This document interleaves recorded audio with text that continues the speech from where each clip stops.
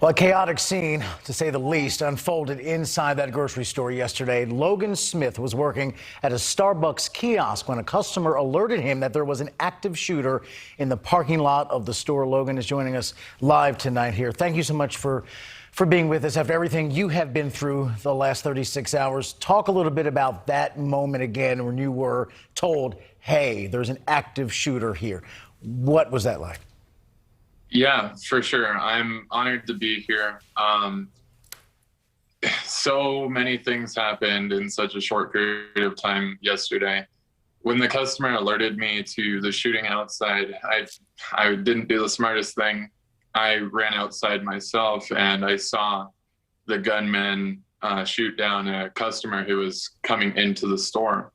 The customer was shot in the back, and after I saw that, I immediately ran inside and was one of the first people to call 911 within the store. Gunshots were live while I was calling, and so the police heard that. And then after I hung up, it was go time. I was in it. I knew I had to protect my coworker that I was with behind the counter, as well as try and get customers out. And where are you inside the store while all this is going on? How did you stay safe and get others to safety in the midst of that kind of chaos? So in the store, our Starbucks kiosk is at the it's right next to the west side near the exit. And so customers were rushing out, trying to assess the situation. I was trying to rush them all out.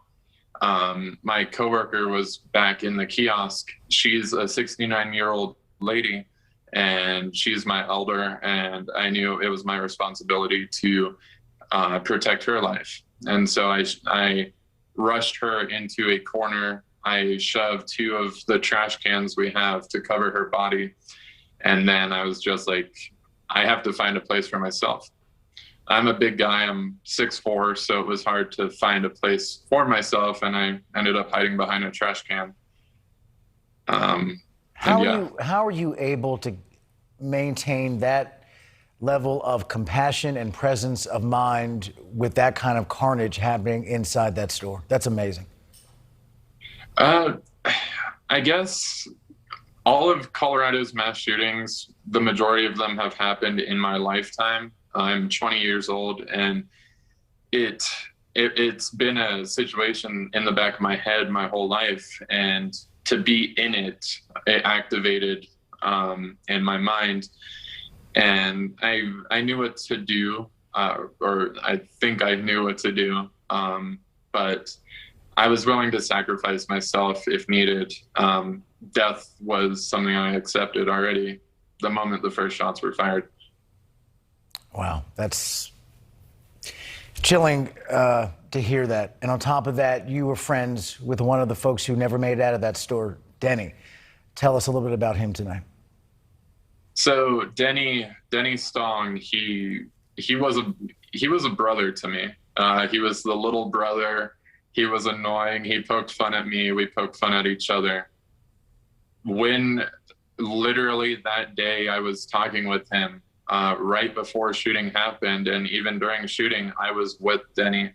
And when the first shots were fired, we ran off in separate directions, and I never saw him again.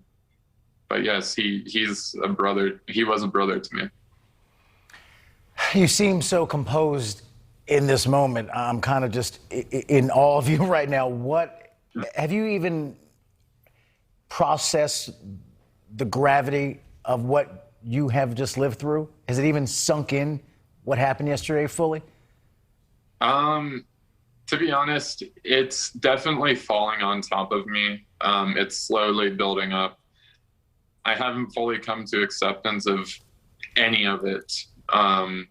But I saw Ricky Olds, the 25-year-old. She was another best friend of mine, and I saw her get shot and fall to the ground. So seeing that made me know that it was real, and it helped the processing of it.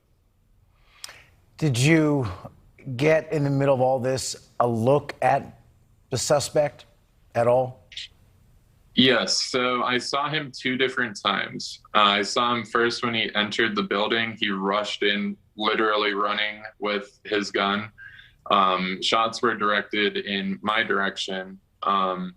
And after that, like I said, I hid my coworker, hid myself, and about 20 minutes later, the gunman, I don't know if he was out of ammo or if he was armed at the time. He was 13 feet away from me outside of the kiosk at one point. And there was a situation in my mind that I was trying to think if I should be a hero and try and disarm him or try and neutralize him. But I didn't know if it was just one individual or if there were multiple.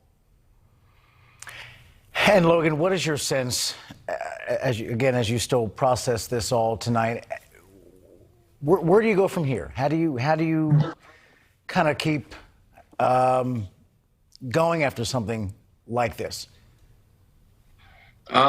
It's like I said, it's going to take days for me to fully grasp everything.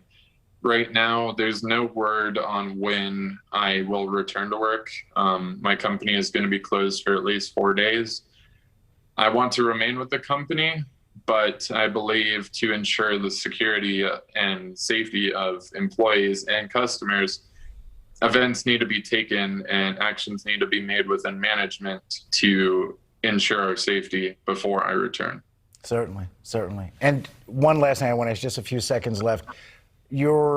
Any shift at all in life perspective after going through something like this? We're media, we observe from the outside. You lived it. You were in that store. Where's your mind, and has this changed your perspective on life, on yourself, family, friends? Certainly. I never was heavily religious, but I definitely believe God was watching over me at the time. And I'm grateful that I was being watched and protected. And I'll be forever grateful for that. I send my thoughts and prayers to everyone in the situation, and may their souls rest in peace. And it sounds like a lot of folks in that store should be grateful that you were there watching over them in a moment of crisis. Logan, honored to talk to you, and I wish you nothing but the best and nothing but respect for what you did yesterday. Take care.